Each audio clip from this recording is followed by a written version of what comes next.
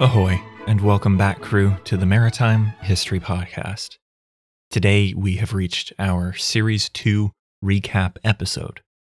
No fancy title today, just a jaunt back through everything that we encountered in Series 2 of the podcast, along with some color commentary and some other thoughts to hopefully round out the discussion and also get us reacquainted with the progress that we have made so far, albeit in a somewhat bite-sized package. I want to loosely cover the chronological events that fall within the time frame that was covered by Series 2. Hopefully, though, things aren't so rigid that it feels formulaic. There are obviously things that are not going to make the episode today, and even things that are interesting or noteworthy that just had to be cut out for the sake of time.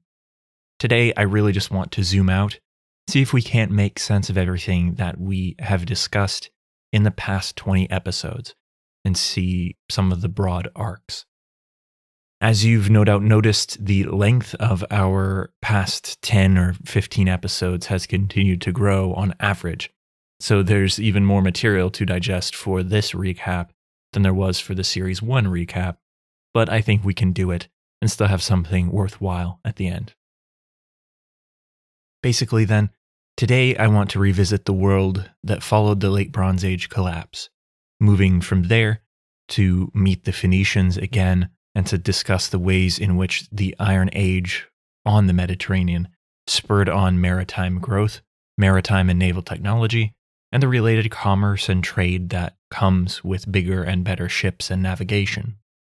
Then, as you also no doubt recall, the Greeks joined the fray, along with the Etruscans, really a variety of regional actors in the central Mediterranean. Colonization plays a big role in everything that we discuss, and ultimately, the geographical expansion that was tied to colony building led to maritime cultures which came into conflict with land-based empires to the east. We have a lot to recap, so let's get to it. In some regards, it makes more sense to start with where we concluded Series 2. We wrapped episode 40 by talking about the Greeks' final victory over Persia, final in quotes, and this is at least in the Persian War period proper. Themistocles was off the scene by this point, but it is at this point where Athens found itself in the position to well and truly have what we would call a state navy. It's perhaps the first in history that resembles what we would call a state navy in the history of the world afterward. We parsed a lot of that out toward the end of Series 2. Now, this might go without saying, but we do have to keep in perspective the reality that this navy didn't just emerge out of a vacuum fully formed. Some of the histories that I read in reading prep work for Series 2, they seem to just gloss over all of the buildup, all of the groundwork that had to be laid to get to that point. And they do tend to leave the reader with the impression that the formidable navy of classical Greece just kind of sprouted from the mind of Themistocles, that it was possibly even built in just a few months right before Persia loomed on the horizon and then showed up. And then they almost give the impression that the navy was self-sustaining from that point on, too. Presenting things in this way does, of course, simplify the narrative, but I do want to today try and take all of the details that we discussed in Series 2, hone them down, and mold a solid discussion of how the maritime technology and how everything connected to it slowly accreted to make the Navy of Athens possible. There was a whole run-up to the main event, you might say. Now, rolling back the clock to what we talked about in Series 1 of the podcast, we definitely had a lot of maritime and naval history to cover back then. Just think back to the epics of Homer, for instance, the black ships that covered the shores of Troy, or Khufu's solar ship and the trade empires of Egypt, even the trade empire of the Harappan people, not to even mention the forerunners of Greece and how trade was an integral piece of the Minoan and Mycenaean identities. These things were, of course, ancient history even to the people that played a role in Series 2, But we can see that they were the foundation for everything that came after. Egypt, the Harappan people, Minoan, Mycenaean, all of these laid the groundwork for maritime development and technology. But from there, we shifted into Series 2. Series 2 started back in episode 21 of the podcast, what feels like eons ago now. We had ended Series 1 with the Late Bronze Age collapse, as it's called. So then Series 2 picked up after Mediterranean trade had seen a dip following the forays of the Sea Peoples, and then the various other catastrophes and even ecological catastrophes that clustered in this period of time. Formerly grand cities and empires withered, and the dynamics in the entire region, the entire ancient world really, shifted in a way that new centers of power were positioned to emerge, given time, of course. Now, it's obviously one of the main things that we focus on in this podcast. But the more that I read and the more that I study, the more strongly I come to feel that shifts and innovations in maritime technology were drivers behind how the world did evolve during the Iron Age and beyond. It's obviously not that simple. Correlation doesn't equal causation, as they say.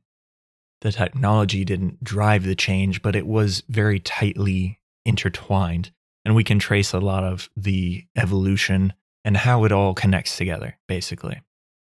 For me, people needed motivation to even just explore how to improve maritime technology. The motivation in many cases was the potential benefit, the potential gain to be had by increased trade among cities, among regions, and even among continents over time. As the benefits of this increase became more and more apparent, ancient man obviously then saw the uses to which better ships, better technology could be put. These things are mutually reinforcing, they contribute to one another, and then over the course of time, the rate of innovation only increases more quickly, which leads to yet more and deeper change in all of these areas. Some of these changes were even unanticipated, really changes that you could not envision ahead of time. There is also the obverse side of the same coin. When one culture is primed to profit and to grow from maritime trade, you'll always have another culture or another city, a rival, who will seek to exploit that trade and to turn it to their own advantage. And it's in those points that enters what we could perhaps call the ancient naval arms race. So this brings us again back to the end of episode 40, the end of series 2. At the conclusion there, we saw the demise of Themistocles and the things with which he is so closely associated. You'll no doubt remember from that discussion that by the time we reached 470 BCE on our historical timeline, or in that vicinity, Greece, and in particular Athens, had developed what we can really call a state navy. I mentioned that a moment ago. They also had very specialized warships. They had probably the most rigid and defined naval battle tactics that could be found up to that point in history. This is all not even to mention that they had a veritable naval economy and an infrastructure built around that, both of which became necessary just to support the navy. Many historians then do look at Athens as one of the highest peaks of classical culture for the navy aspects and for so many beyond, and it no doubt was that. But I, of course, always think first and foremost about how she was one of the highest peaks of maritime and naval culture, technology, and innovation. So far in our discussion, we've obviously associated these things with Themistocles. He was the kind of figurehead in the lead up to classical Athens, basically. Today, though, I'm hoping to tie our Series 2 discussion together into a nice bow, into a more compact package, too, so that we can just remind ourselves and get a simple handle on how that naval culture, technology, and even the innovation had all begun long before Themistocles came on the scene, He certainly lended a helping hand, but then we'll see how ancient Greece did not develop in a vacuum, and that how during the time Themistocles was around in Athens, he helped steer the course that would allow those naval and maritime stories to continue evolving and progressing for Athens, for Greece, really for the entire region. To do this, it's now the point where we should hit the rewind button on our imaginary tape player. Go back to the beginning of Series 2, which, as I've already reminisced about a little bit, that was the point where we picked up after the Late Bronze Age collapse and the Dark Age, so-called, that followed it. Series 1 focused heavily on the maritime activity and innovation of Mesopotamia, then Egypt, the Minoans and the Mycenaeans, and some other cultures in the Eastern Mediterranean, even out to the Harappan people. But then Series 2 shifted focus to what emerged in the Iron Age. All the aforelisted cultures had largely lost their influence, at least on a macro level, by the year 1000 BCE. And at that point, a new culture began to coalesce into a maritime power, or a player at the very least. In Series 2, we used the simple and universal label Phoenician to describe this culture, although that term itself comes from the term that the ancient Greeks used for the maritime traders of the Levant and beyond. The word Phoenician actually carries connotations of the purple dye that was traded in the city of Tyre, and that's somewhat fitting given that Tyre, Sidon, later Carthage, and many of the Phoenician cities became known throughout the ancient world for their prowess in commerce, navigation, and seafaring. The region that we've used the label Phoenician to describe, it was the first region after the Late Bronze Age collapse that really started to coalesce and to start reforging some of the maritime connections that had definitely existed during the Bronze Age on the Mediterranean.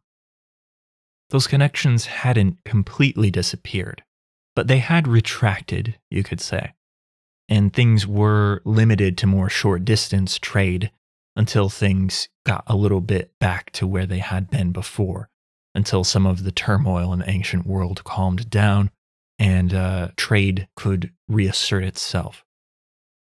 The Phoenician Levantine area of the Eastern Mediterranean, with its coastal cities, its deep history of seafaring, it began to look again to the sea and to use maritime innovation to expand its reach, its opportunities for trade, and of course profit thereby. There began to emerge in the Phoenician-connected cities a rough sense of unity based on their penchant for maritime trade.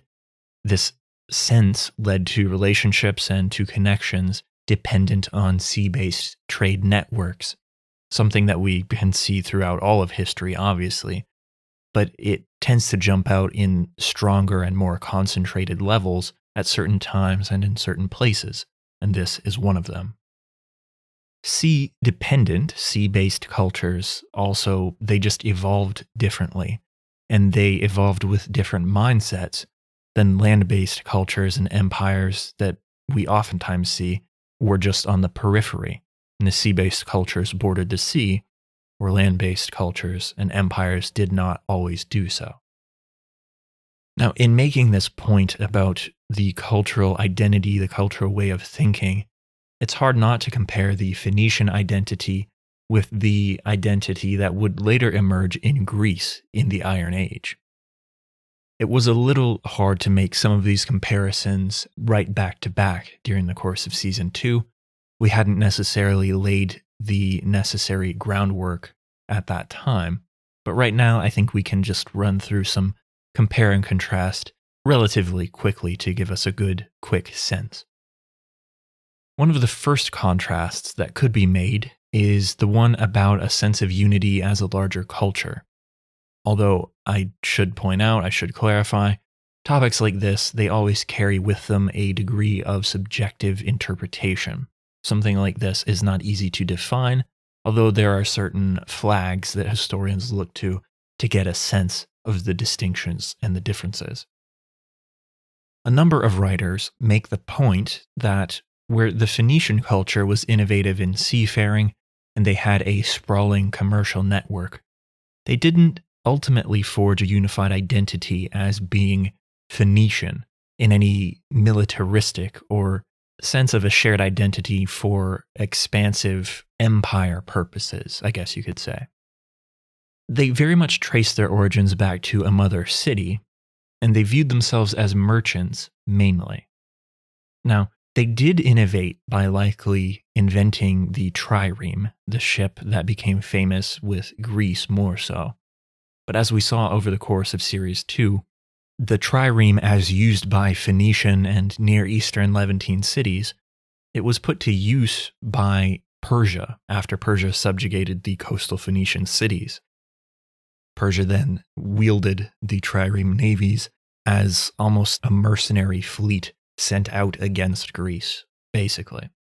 Now, contrast the Phoenician cultural identity as being more mercantile, not quite so militaristic, although when it was at the behest of a stronger land-based empire.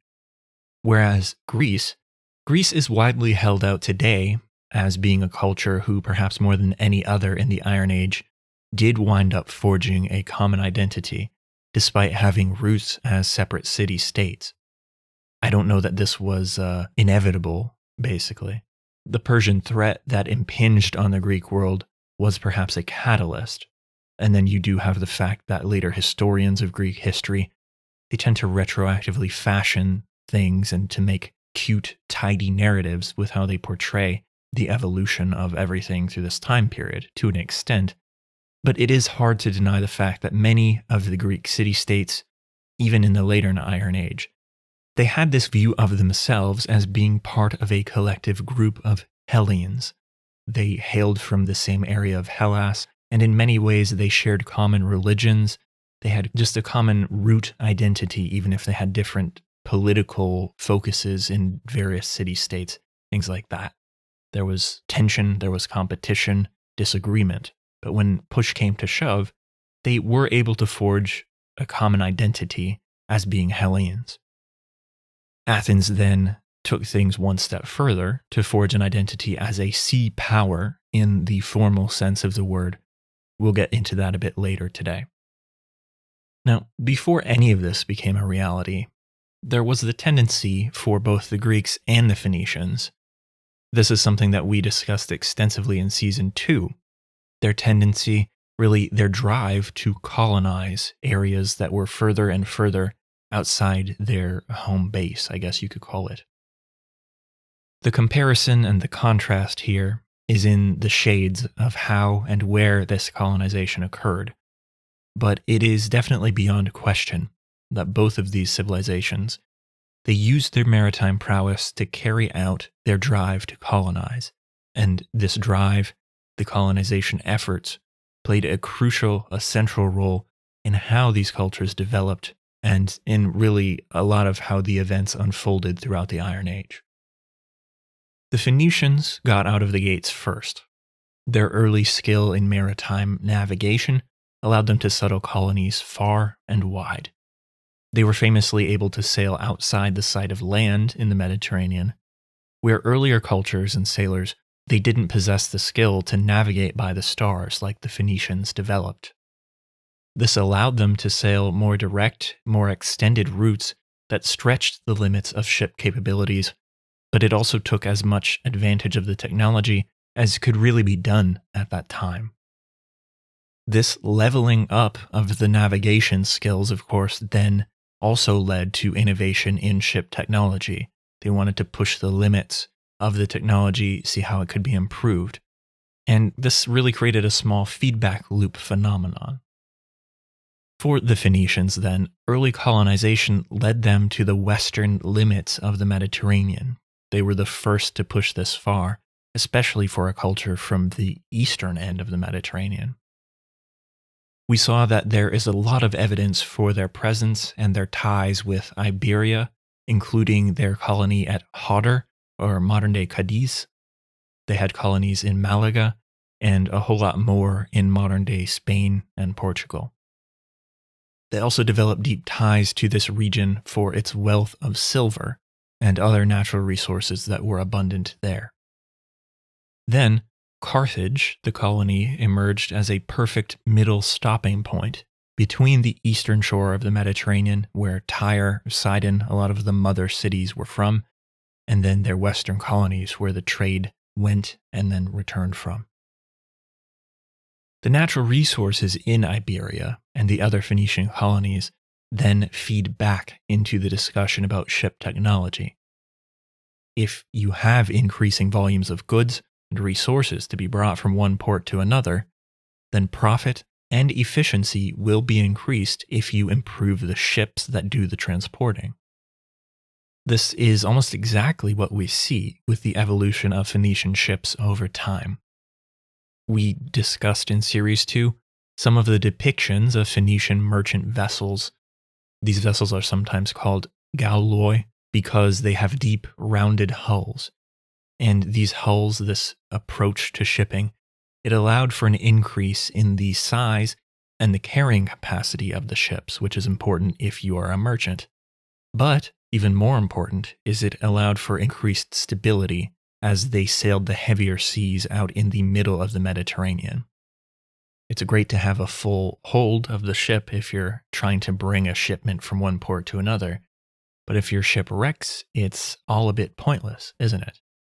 So taking advantage of the increased capacity, the increased stability, but also the navigation techniques to take a shorter route through the middle of the sea, this is what set the Phoenicians apart at this early time period. This discussion makes me think back to two shipwrecks that we discussed briefly in Series 2. These shipwrecks were good evidence for this type of ship design and for the cargo which it would have carried. The two wrecks known most widely as the Ashkelon wrecks. They show us the torpedo amphorae, which would have carried wine, possibly olives or something similar. These wreck sites, as we discussed, were found off the coast of Ashkelon, Israel, and the ships have become known individually as Tanit, which was a Phoenician goddess and the protectress of seafarers, and then Tu is Elisha, who was the mythical founder of Carthage. Both of these are perfectly appropriate names for wrecks of Phoenician origin. Unfortunately, at the wreck sites, the actual ships, the remnants of the timbers and the construction design, these have been lost to time. But the contents of the ships were still there, and these can still provide a wealth of information to nautical archaeologists. Now, the drive to colonize and the search for natural resources are what we just covered. But the piece that was left out there is that both the Phoenicians and the Greeks began to do this because their mother cities and their homelands, especially given the location of the mother cities and homelands, they just lacked certain necessities that a growing civilization needs. Potential profit was obviously a driving factor for the merchants, but they can only profit if they can find a market somewhere where the goods will be in demand and where they have customers willing and able to pay. In the case of a Phoenician city like Tyre, for example, they were a coastal city. They only had so much arable land, so as the population grew, they obviously needed an increased supply of food. To solve this problem, Tyrian merchants made use of the dyed purple garments for which they became famous. They also used the famed cedar timbers of Lebanon, too. In exchange for these goods, the merchant ships would then return from their journeys with a hold full of grain for the city, or a hold full of wine to be sold, other foodstuffs, and luxury goods besides as well. A very similar progression played out in Greece, albeit at a little later time than it did for the Phoenicians. Still though, they also began to expand through settling colonies, which could then tap into local trade networks in order to gain access to new resources. The Greeks in turn could trade their wine, their olives, their famed Athenian or Corinthian pottery, among other things. The Greeks, rather than pushing as far west as the Phoenicians did, The Greeks were the first to open the way to the Black Sea, the Pontus Euxinus, they called it. And it was from there that grain began to flow back through the Dardanelles and the Bosporus into the Aegean. The growth of Athens and other Greek cities, without much farmland, became heavily dependent on their Black Sea grain import. And this became a factor when Persia showed up, as you'll recall, I am sure. The need to import food, and really the import of all sorts of things as a city and a culture grows, it's pretty straightforward. The last point that I want to make here, though, before we move on, is that the balance did then begin to shift both for the Phoenicians and the Greeks once their colonization efforts and the growth in their native regions began to expand to the point where they would butt up against other cultures and other players who oftentimes had differing aims from their own. This, again, probably goes without saying.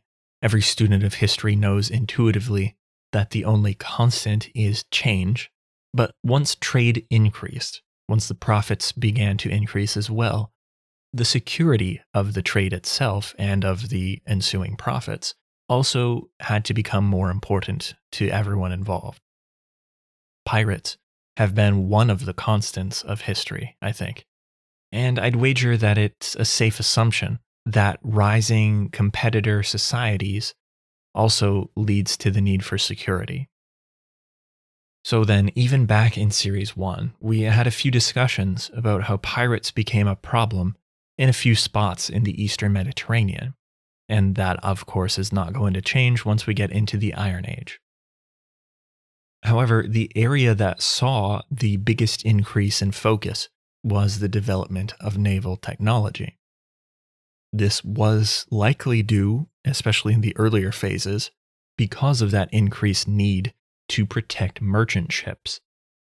Back in the Bronze Age, there wasn't a very great distinction between the types of ships. They all carried things, they all could carry soldiers and archers, etc. But with the development of oared galleys, even that happened back in the Bronze Age somewhat, but then eventually they would include rams on the front of the oared galleys. So over time, rather than just being a means to transport goods or people or even militaries, over time the ship itself started to become the weapon. This shift led to a separation of ships into designs for more specific purposes, more specialization. The Phoenicians had the deep-hulled merchant ships, as did probably most societies. They had a type of merchant ship which was built for carrying capacity and stability rather than for speed. But they also then began to use a pentaconter with a ram on the front.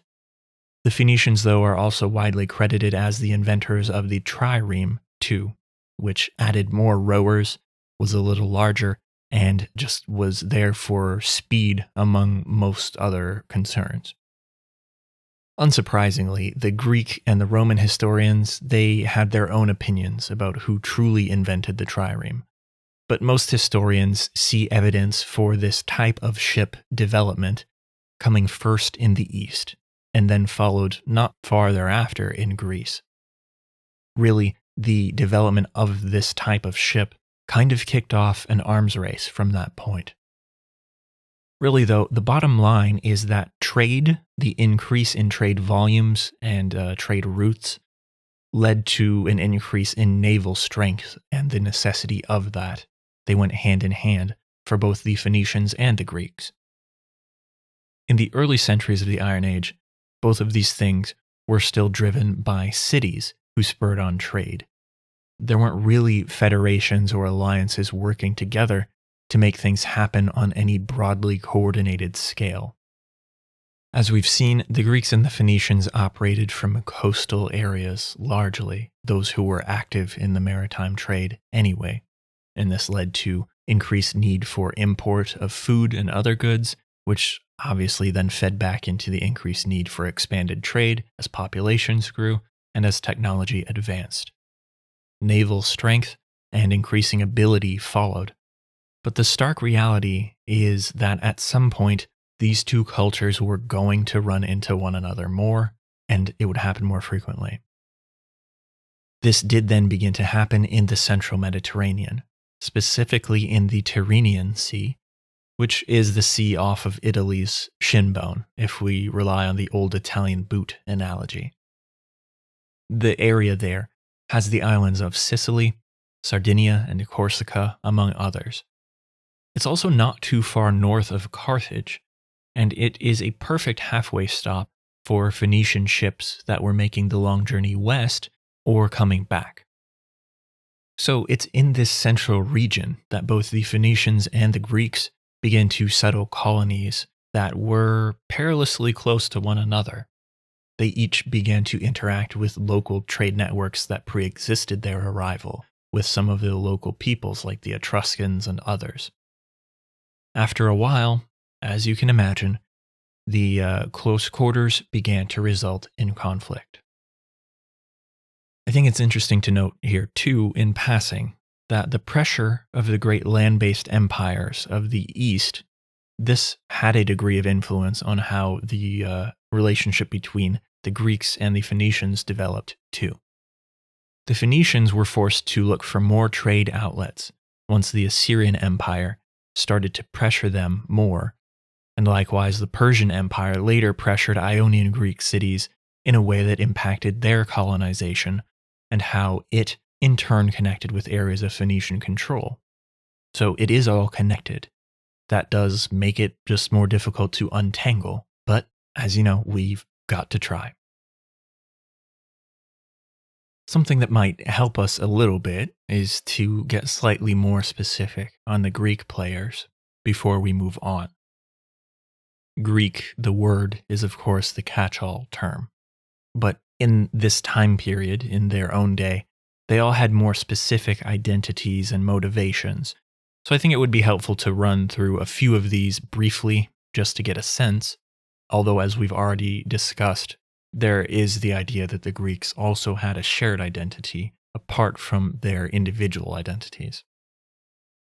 One area that we've already talked about today is the Black Sea, and how the Greeks opened the way to this sea as a place for trade and colonization, at least bringing that trade further back west. The Greek city-state of Miletus was the big pioneer in forging this path, in principle. Miletus actually founded more colonies than any other Greek city. Many of them were founded around the Pontus Euxinus. Most Greek cities tended to retain a degree of connection to and identity with their mother city. The Milesian Greek colonies around the Black Sea, though, they eventually began to develop a bit more of their own identity after their founding. This is something that we refer to as the Pontic Greek culture. It has roots in mainland Greece and the colonization that founded the cities, but in the Pontic Sea region, they just developed a more unique version of that identity over time, you could say. The big draw for the Greeks who colonized the Black Sea were the natural resources there. Grain, wheat from modern-day Ukraine was among the biggest of these driving factors. You'll also no doubt recall the ties to this region in Greek mythology, with things like the myths of Jason and the Argonauts, their search for the Golden Fleece. In that myth, the fleece was supposedly held in Colchis, which was a real city on the eastern edge of the Black Sea, and which Greek mythology kind of treats like the city at the eastern end of how they perceived the world, at least insofar as the sea was concerned, but the sea itself was a central concern in the Greek perception of the world, but that's a whole other discussion. In the end, though, Miletus was not the first Greek city-state to really get into the game of colonizing other regions. The Black Sea frontier was being forged beginning in around the 7th century BCE and then in the decades following. The first Greek cities to begin to colonize further afield than Macedonia were probably those who were from the large island of Euboea. This was a large island off the eastern coast of mainland Greece, but it was so close that it is still considered Greece proper. The Euboeans began to colonize the area of the Tyrrhenian Sea, which we mentioned a moment ago. In the early centuries, there wasn't really difficulty in coexisting with the Phoenicians. The Phoenicians were also in and out of that area, but when the number of colonies were lower, the density was also lower, there was not as much conflict. Early on, Euboea established colonies on the island of Sicily, even on the Italian mainland. And they founded the first colony in this region called Pithakuza, which was on the volcanic island of Ischia. This really began the Greek foothold in the area, which would continue on. It would eventually become known as Magna Graecia in time. We'll get to that in future episodes, no doubt, to talk about the significance and the development of this area and its connection to maritime trade. Speaking of the area generally, though, I particularly loved the archaeological discovery that we talked about in episode 26. This was a crater made in the colony of Pithakuza. It was painted with the depiction of a shipwreck, which I think is a fitting, iconic testament to the centrality of maritime trade to that colony specifically, but to the region as a whole, too. Eventually, though, other cities also began to establish colonies of their own, even in areas that weren't that far removed from the colonies of other Greek cities. The density just continued to increase, basically. Corinth, for example, founded the famed city of Syracuse on Sicily, within the same Tyrrhenian Sea network as the colonies of the Euboeans and others. Megara, Phakeia, and Rhodes also established colonies in this region of southern Italy, the Tyrrhenian Sea, and all of these seeds would eventually grow into what we said was eventually called Magna Graecia. Of course, the Black Sea and the Tyrrhenian Sea, these weren't the only areas where Greek colonies sprouted up. Plato famously stated that the Greeks lived around the Aegean like frogs live around a pond, and I think that the metaphor there extends to the greater Mediterranean and even beyond, too. You'll also recall the Greek colony in Egypt's Nile Delta, the colony called Naucratis, and the so-called sister port of Thonis Heraklion, which was recently discovered. Both of these colonies in Egypt show strong ties between Egyptian trade and trade with Greece at the northern end of the Mediterranean Sea, for this region anyway. And you'll no doubt remember that these ties did exist in the Bronze Age between Egypt and the Mycenaeans. They just have now been reforged in a slightly different hue between Egypt, a different Egypt, mind you, and the Greeks who emerged in the wake of the Mycenaean culture.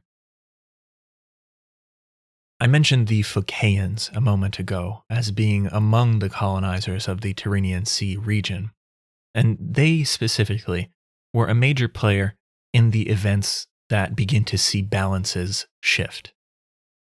Phakeia was a Greek city in Ionia, Ionian Greece, which really is actually in western Anatolia, which is modern-day Turkey. So it's on the eastern side of the Aegean Sea. It is not Greece proper, but Greeks had colonized cities in Ionia. I hope that makes sense. There's plenty of maps on the website, though, if you want a point of reference. So then, Phakeia and the Ionian Greeks, they were even further east geographically than the cities like Athens and Corinth. It is a bit surprising then, knowing this, that the Phakeans were the ones who pushed Greek colonization west, in due time, of course. They were the ones who founded the colony of Massalia, which is modern-day Marseille, France, and they really were behind the ties into the Tyrrhenian Sea trade network more than just about any other colony. The Phikeans did even push as far west as modern-day Spain, so they got almost as far west as the Phoenicians had done, although the Greeks did by no means achieve anywhere close to the same number of colonies, or just the same presence in that western extent that the Phoenicians did. The Greeks were at their utter limits that far west. As I said, though, the Phikeans are the Greeks that really tie everything together, everything that we've been talking about in the past few minutes. they marked the shift in our narrative for Series 2.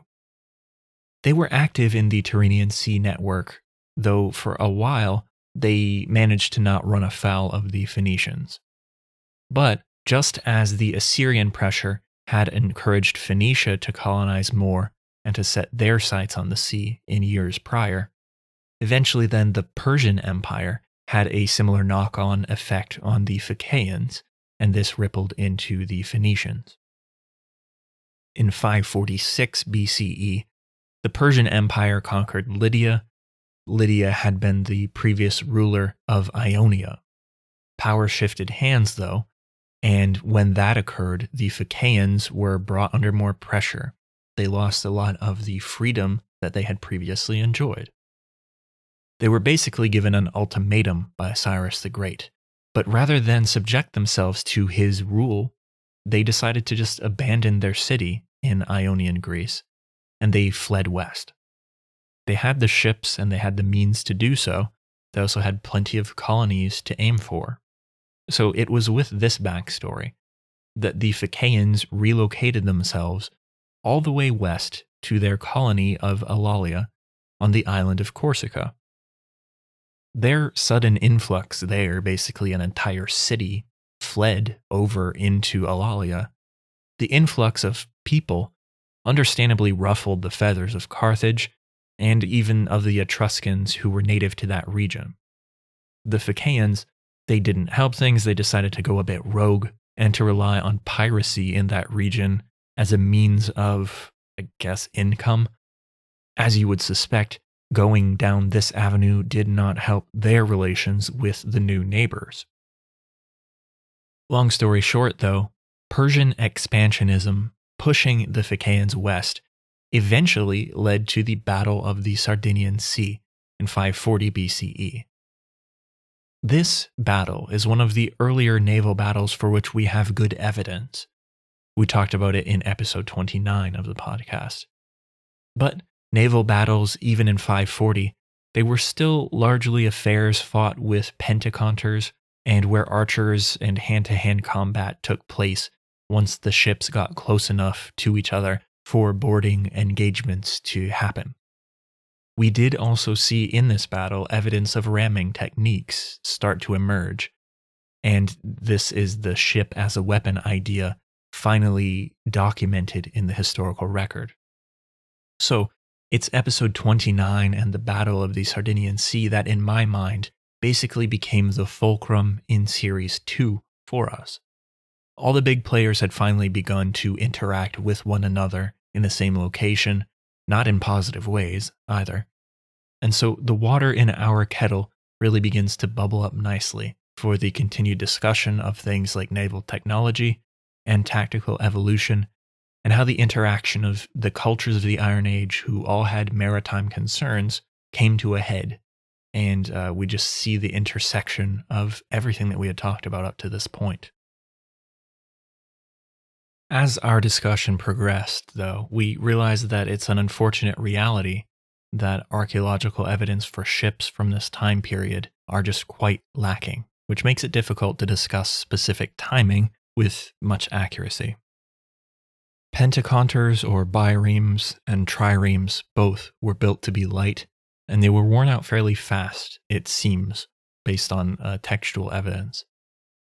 If one of these ships was lost at sea, it wouldn't really be heavy enough to sink so that we would even have shipwreck evidence to find anywhere in the Mediterranean. I'm holding out hope that someday the Black Sea and its very unique characteristics will open to reveal a rare gem, but the odds on that are probably pretty long too, and it may be a long time coming if it ever happens.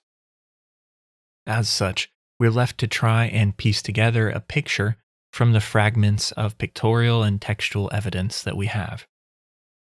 In the interest of our time today, I'm going to try to recap, within a recap, the conclusions that Series 2 allows us to draw. The time between 540 and the Battle of Salamis, then on down from there, was basically a naval arms race within the Greek world and in the Eastern Mediterranean. Phoenician shipwrights had likely developed the trireme first, but pentacounters had been around since Mycenaean times.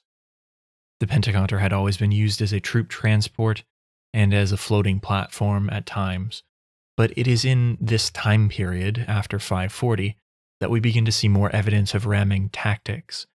535 at Eulalia is the specific first mention that we see of rams used to attack another ship during a naval battle.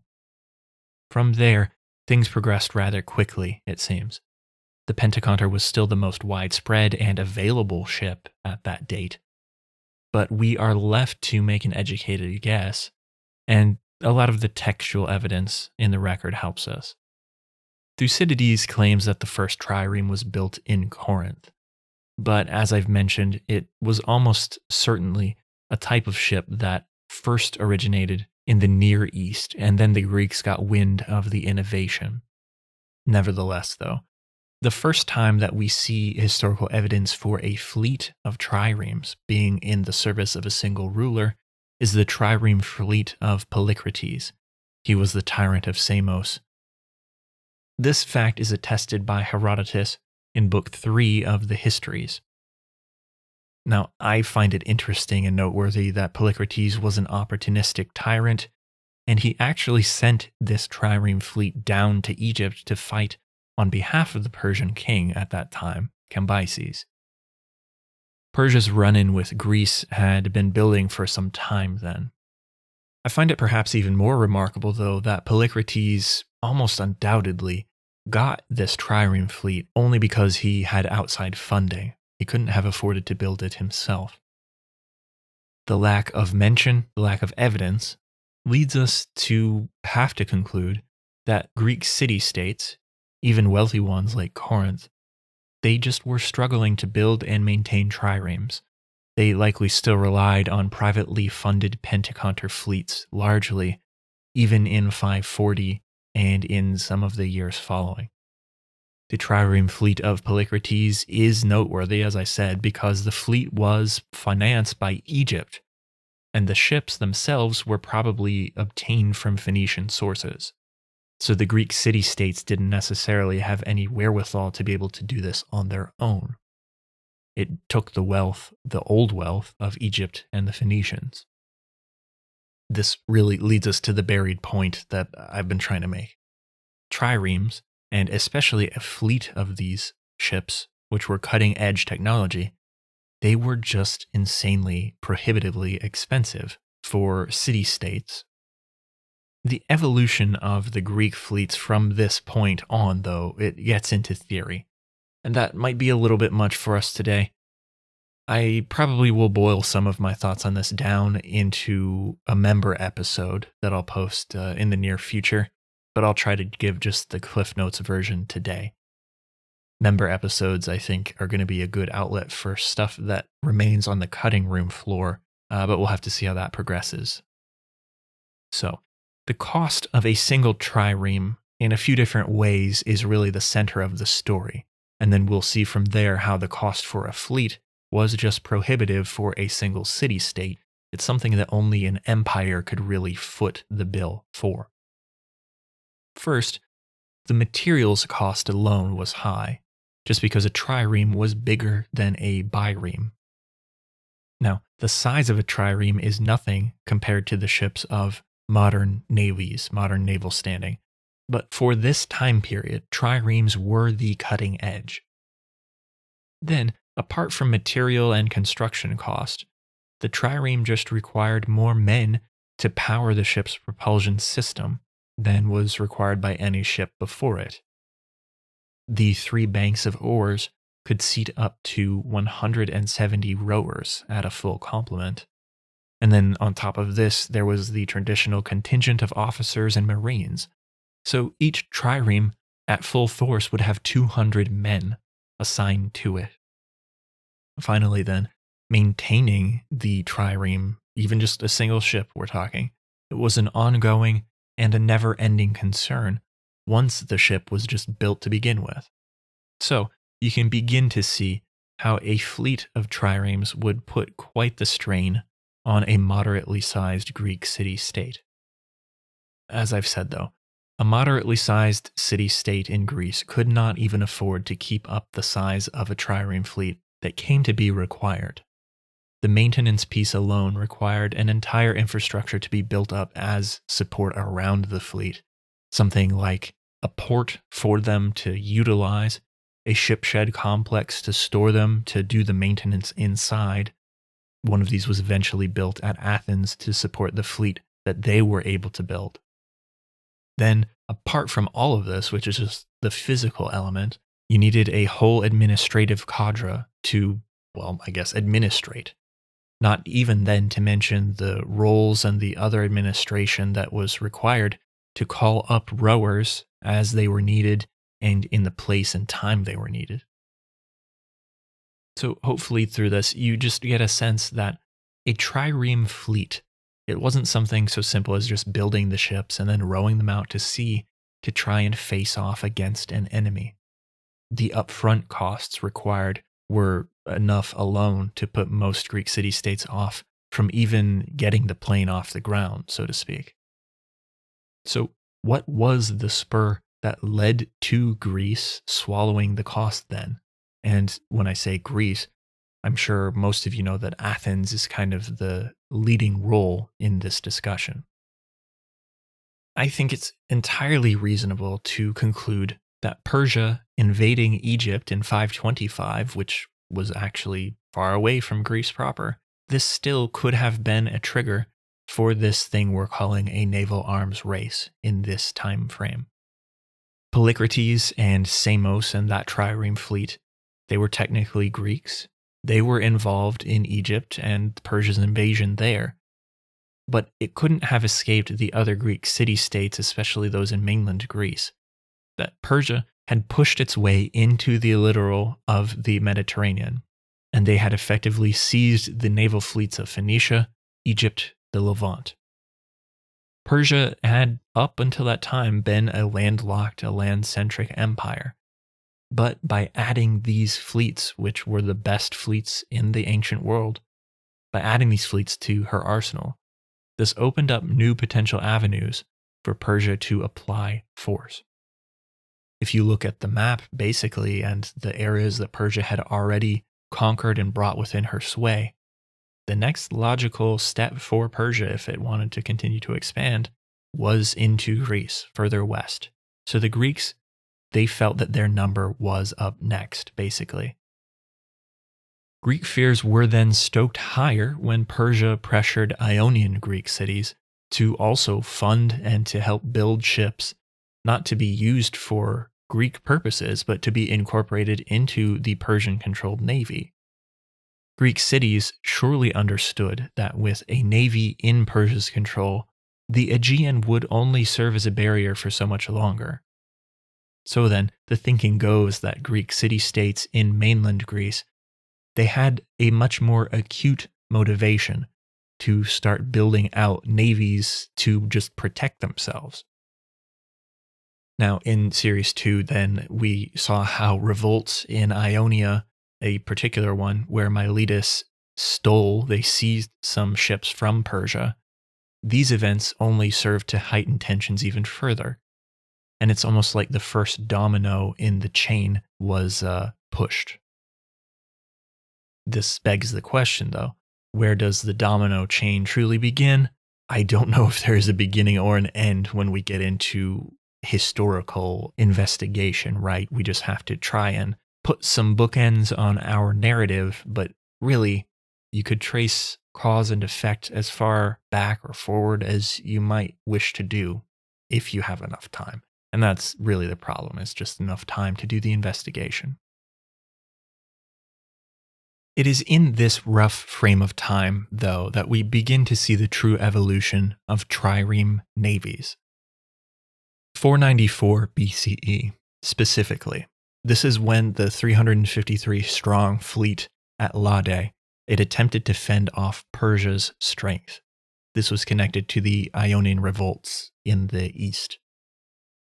This battle at Lade saw the Greeks fail, but it's still an indicator that Ionian cities, they may have had an early edge on building fleets and just on those types of efforts than the mainland Greek cities did. But as we'll see, that edge did not persist for very long. I think the best allegory to help us make a transition here, and really in this period of time, it is how things transitioned. It's taken from a drama written by Aeschylus, or put on by Aeschylus anyway. I don't know if he wrote it down, but it was produced by Aeschylus. This scene can be taken literally if you want to, and it maybe should be to a certain extent. I think, though, that it also can be taken allegorically, and that the transition from a smallish Greek merchant town to the naval power of the known world, maybe, in my book, it might have been a more gradual transition for Athens than some histories seem to lay out. But again, when we're talking about events this far back in time, reasonable theories are reasonable theories, and there's always going to be disagreement. The allegory/history that I'm referring to, it comes from the drama written and produced by Aeschylus 8 years after Athens won their great victory at Salamis. It's a play called The Persians, and in this play, Aeschylus has a chorus of Persian men allude to the reason that Hellas was a formidable fighting force, one that the Persian king could not overlook. This is before the war actually ever happened. It's early in the drama, and the Persian chorus is trying to tell the king of Persia that he needs to be worried about the Greeks. He asks the question, why should I be worried about the Greeks? And their answer was this. The answer is that in Greece, they had a fountain of silver, and that they possessed a treasure, which was as a treasure beneath their soil, a subterranean treasure, you could say. You will recall then, I hope that rings the bell in your mind, that in Herodotus, in the events of history, Athens did strike an exceedingly rich silver vein in the mines at Laurium, right in the lead up to the Second Persian invasion of Greece. It's estimated that this silver strike happened sometime in the year 483 or 482. The date there, as estimated from the writings of Herodotus, is probably too close to the time that Persia invaded and the ensuing naval conflicts there to help us explain everything. At least that is how I read the whole situation here. For me, it seems to be a slight stretch to think that Athens had mined a rich vein of silver and then turned that discovery, that strike, into one of the largest Greek trireme fleets ever seen, and they had done all of that within less than 2 years. Again, though, the timing on all of this is not precise, so that leaves a bit of wiggle room in interpretation, and many different historians have reached many different varying interpretations. It's entirely possible that things did unfold more closely to the way that Herodotus depicted it. And if that is the case, please forgive me, Herodotus. The point at the core, though, is this. Athens did not have a large fleet for most of its early history, and whether the silver strike happened that quickly and led to the fleet, even if it did, the fleet did not spring up out of nowhere, and Athens was not predestined to gain or to have the navy that she did eventually gain.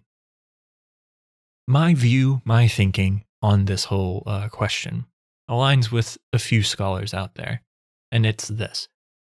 Athens probably had some triremes prior to making that silver strike in the mines at Laurium.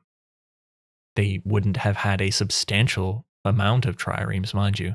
As we already outlined, it was expensive, and Athens was not a particularly wealthy city-state until a few puzzle pieces fell into place to make it such.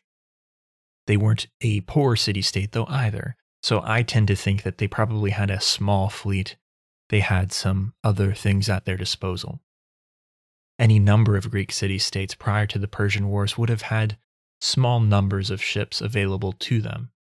But there was always a point for all of these city-states past which they just couldn't continue to expand the fleet. And this was for a number of reasons, be they finance, logistics, just the numbers of people in the city-state and the numbers of people required to man a fleet, to build it, maintain it, etc. Something then was required to enter the mix to help turn the tide. Silver was part of the required solution, obviously, the financial piece. But it also required leadership, and the right man for the situation was, as you might recall, a man named Themistocles, who entered the scene and plugged into events very nicely. We talked about him quite a bit toward the latter quarter of Series 2 of the podcast. It's open to debate whether Athens did truly just up and build 200 triremes overnight after they found that silver, and after Themistocles had convinced the people to funnel that windfall into building a fleet rather than just into a general handout. As I've said, I lean toward the view that it was just logistically impossible for them to do and build these 200 ships that fast. Not to mention, they also had to build out the infrastructure to maintain them and all of that stuff that we've already discussed. I think 2 years is too short of a window of time, but never say never, and some people do believe that it could have happened that fast. Whatever you think about the technical way that it unfolded, the timing, the underlying point is the same. The silver strike at Laurium, and then the orational skills of Themistocles, these resulted in a huge infusion of state funding into the expansion of a navy in Athens. And this was something that no other Greek city-state had ever done to that degree. Now, the specter of Persia did, of course, allow Themistocles to strike a bit of a Churchillian tone. This may have helped him sway some hearts and minds toward adopting his line of argument. We did also talk about the point that he included in that argument the fact that an old regional rival, the island of Aegina, this island had naval strength historically greater than Athens did. So Themistocles argued Athens should build a navy just to fight this regional rival they had. And I think this argument may have gone a long way toward explaining why Athens built their fleet out finally. They may have had ships earlier than some people surmise, though, for the same reason. As I've said, though, the basic point is that silver production at Laurium, it expanded the money supply in Athens. This was largely spent on building, on operating, and then maintaining a much more elaborate navy and supporting infrastructure in Athens than she had ever previously thought possible. The way that these events fell into place, for me, make it quite possible that something was created like what Barry O'Halloran calls a virtuous economic cycle within the political economy of Athens. There are some similarities to the ideas that are proposed by John R. Hale and others who make the same argument. These focus on the impact that widespread service in Athenian ships had on the democratic institutions of Athens. But you can look at it just from a purely economic point of view also, and this perspective might align more closely with modern Keynesian ideas too. In a nutshell, the idea is that the silver windfall in Athens, it was plowed right into the construction of a navy, and of course all the pieces around the navy that were needed to support it, to keep it running, and to make it effective. This drove economic demand in a way that spread throughout the Athenian economy, and it spurred more growth as long as the demand was there. State investment in the navy itself led to demand for infrastructure around the navy to support it, also labor to build everything concerned. This requirement provided gainful employment for just about anyone who wanted it in this time frame. That led to demand for agriculture. There was probably increased immigration into Athens as well. The demand for agriculture spurred more trade, which spurred more investment and more merchant activity. Then you have the facet of increasing complexity of the ships themselves, which led to an increase in specialization, the need for production of components, which would wear out over time. All of this, the shipbuilding pieces especially, required innovation on the technological side too, which of course required more investment to make the innovation possible. So, as you begin to get the idea, there was a virtuous economic cycle, obviously not one that would last forever, but with the early infusion of state funding into the buildup of the Navy, things kind of spiraled from there, snowballed, and it really grew the Athenian economy and provided them with a state navy that would become crucial to everything that we'll talk about from this point on. It is now at this point in the recap, though, that I just have to make some more difficult choices. Our entire jaunt through the Greco-Persian War, at least the big one, the second invasion, where Themistocles was concerned, the talk of that invasion and all the naval elements of it there, it covered 8 episodes or so in Series 2. We got into so much detail that it's probably impossible to do much justice by trying to summarize the events and all of that stuff. So I'm going to elect not to try that. I think the events of Xerxes invading Greece, the naval battles, and then the conflict at Salamis in particular, these are pretty widely known events. We have a lot of juicy details in those latter episodes in Series 2, as I mentioned. But if you want those, I think you'd be better served just by going to listen to the second half of Series 2. We will talk in broad strokes in the remaining time today overall, but going through a chronology of the specifics just would be overmuch in my mind. So the elevator version of everything else then is simply that Persia absorbed the navies of Phoenicia, Egypt, and the Near East. We said that already. Those people were forced to man the fleet and to sail against Greece. But once Greece had gotten a trireme fleet cobbled together via the city-states that already had ships, and then the newly expanded Athenian fleet, they had the tools to mount a stand against Persia. It was by no means a sure thing. They were still outnumbered, of course. Persia's acquired navy was still greatly larger than the cobbled together Greek and Athenian navy. But through the incisive leadership of Themistocles and the willingness of some core Greek city-states to fight together, Greece managed to prevail. The course of the conflict saw an evolution in naval fighting tactics. We discussed these in depth in Series 2 as well. The evolution will continue into Series 3, so we will have no lack of tactical talk going forward. Some of the topics that we only skimmed in Series 2, though, are those that I wanted to mention as we close out today. The first is the idea that the growth of the state navy did lead to greater inclusion of the so-called lower classes into the Athenian political system especially. John Hale, as I mentioned earlier, he is well known for promoting this idea, and I would highly recommend a read of his excellent book, Lords of the Sea. In short, the idea is that a quickly established state navy, like the one in Athens, it requires so many resources and so much manpower. When these sailors, especially on the ships, the rowers, when they are given the franchise, it changes the political dynamic in a way that many would argue results in an increase in democracy. This contributes to increased prosperity of the middle and lower classes as against the upper class. This knocks on to stimulate need for increased trade then too, which then requires more and stronger protection. You get the idea. The democratic institutions in Athens specifically, they may have made it such that it was the only fertile ground where this phenomenon could have possibly occurred at this time. There are some other podcasts that have adeptly discussed the political realities in Athens.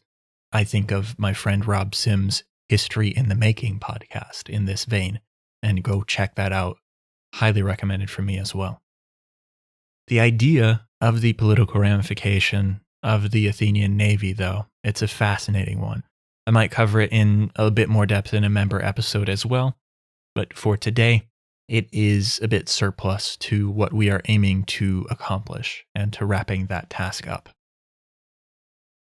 What I want to do to close is to conclude our recap of how Series 2 ended. But for better or worse, I do want to try to weave in a concept of something called, quote, sea power. It's a proper concept rather than just the fact that you have ships and it makes you have power, right? I'll try to define it, but we're going to define it a bit more as we get into Series 3. It comes from the fact that I've been reading more on this theory generally as it was developed and popularized by naval thinkers of the modern era. Thinkers like Alfred Thayer Mahan, and then there are others who followed him who've taken this idea and run with it and developed it more fully. The idea can apply to Greece as well, and some historians are starting to do this. The concept, though, as I've said, it comes more clearly into focus as we talk about Series 3, the classical age in Athens, and the things that we're going to see there about how her naval empire played a role in the Peloponnesian War and in everything that unfolded in that era. Today, though, I think it would be helpful to try and just lay a little groundwork so we can get a running start into Series 3.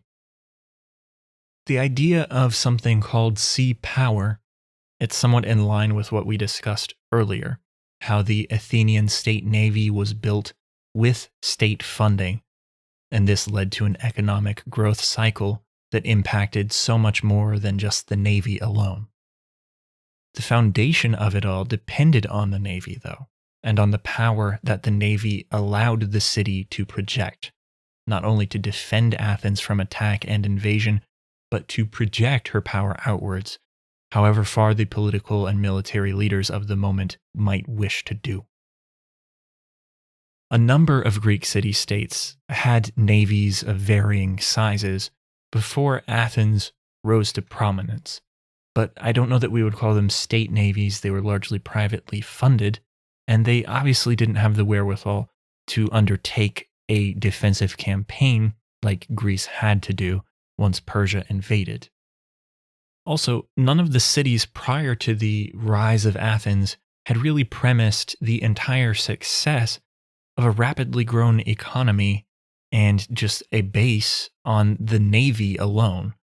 So in this sense, Athens was the first city-state or nation to hang its entire identity on strength and dependence upon power at sea. Now, the timing of the Athenian shift into being a proto-democracy, this also factors into the discussion. We've talked a lot about Themistocles and how he used his political purchase to convince Athens to divert the Silver Strike funds into the construction of a trireme navy. This set Athens on the course to becoming a naval power. But then when the true cost of that burden became apparent to the greater city-state, and think here of the efforts to build a new protected anchorage and the naval facilities at Piraeus, once these efforts began to sink in, the city had to fund the shift to naval power, basically.